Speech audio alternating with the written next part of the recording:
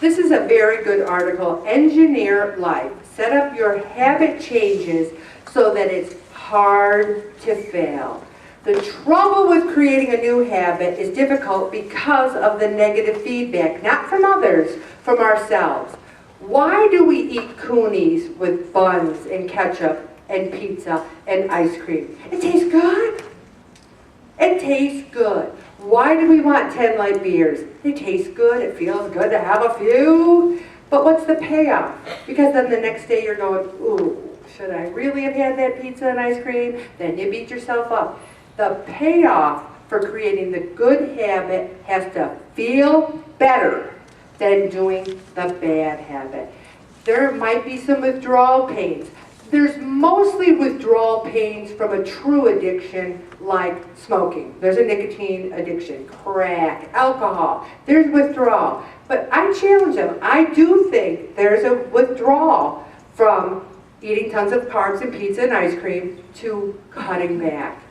And the withdrawal might not be as physiological as it is psychological and emotional. And that's why I say make small changes. Say, I'm just going to change by just not having ice cream every day. And there are people in the group who are still having ice cream every day. Every day. I'm going to have one hot dog a week with everything on it and eat it with dignity instead of 3 a day.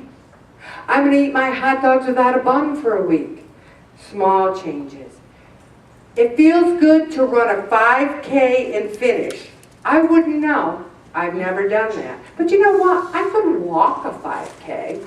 One of my new Pray It Off Session 12 goals is by next summer, and I'm going to count on Holly to tell me which one. I want to do some walk, some run, or I'm going to walk. And you might say, well, can't you run? I really don't feel a lot of confidence in my running ability right now. I told you last week, walking is as far as I'm going to go. Maybe walk fast. That's a plan that I have. And I'm going to walk more, get in condition to do that. When negative feedback outweighs the positive feedback, the habit change fails. I didn't have withdrawal from mayonnaise. I didn't cry in my bed. Oh, my life is so bad, I can't have mayonnaise. It was a good place to start. Taking mayonnaise, substituting Dijonnaise, and you might be sitting there going, but I don't like Dijonnaise, Ellen. Try salsa, try something. Take a habit that you're not going to go and want to kill yourself for changing. Start there. Watch how it goes over time. Increase the positive feedback. Remember how it felt when I went, are you kidding me? You lost 3 pounds? Fabulous. Visualize yourself getting an embrace of success from me. Here I come, walking towards you with a smile on my face. You did so good. Visualize that so that when you're sitting there going, hot fudge sundae, Ellen saying I did. And then you're thinking, well, she'll give me a hug anyway.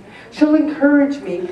There's got to be a payoff that's worth it. Hot fudge sundae, cholesterol drugs. Then you make a date. I'm going to have that hot fudge sundae, but on September 3rd. Make a date with it. Increase your positive feedback.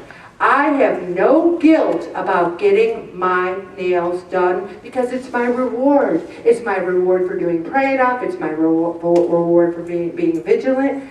Somebody told me today that their reward was they went to a spa and had the works, and I'm like, you go, girl. That is awesome. Email or talk to people about your habit change. You know, email someone. Say, you know, I haven't had mayonnaise in a month. Most people will say, oh my gosh, really? Or, usually you're not going to get a friend to say, who cares? Why are you telling me that crap? Usually they'll say something positive to you.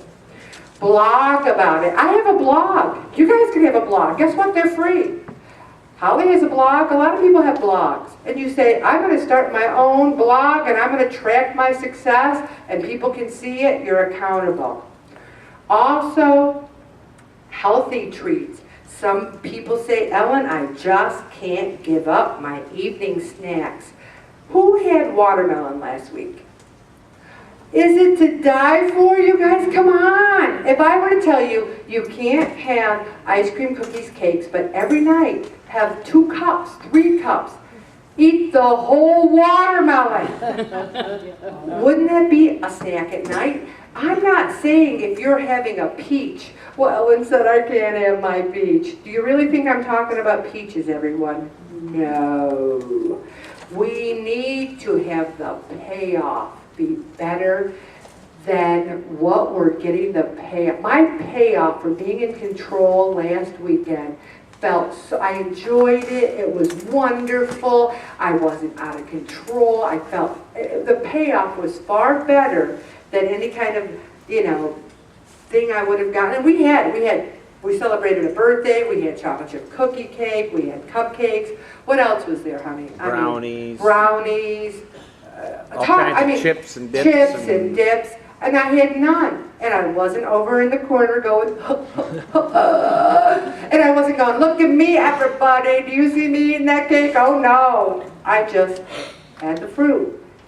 My niece made peaches with raspberries, strawberries, blueberries, and she brought it for everyone, but after a while I had my face in it going, it was guilt-free and felt so good. In the end, be sure that the plan you make makes it, the payoff, better than doing the habit. And if you don't succeed, if you say 2 weeks into a month with no pizza, you have pizza, is it the end of the world? Do you say, I'm going to, forget it, quit? And you say, you know what? Didn't have it for 2 weeks, good for me. I'm going to try it 2 weeks more. Just give yourself a break when trying to break these bad habits. But just because your family has had pizza every night for 40 years, there's no rule that says you have to have it for 40 more. You can take a look at that and change it. I'm going to play a little song right now, Bob.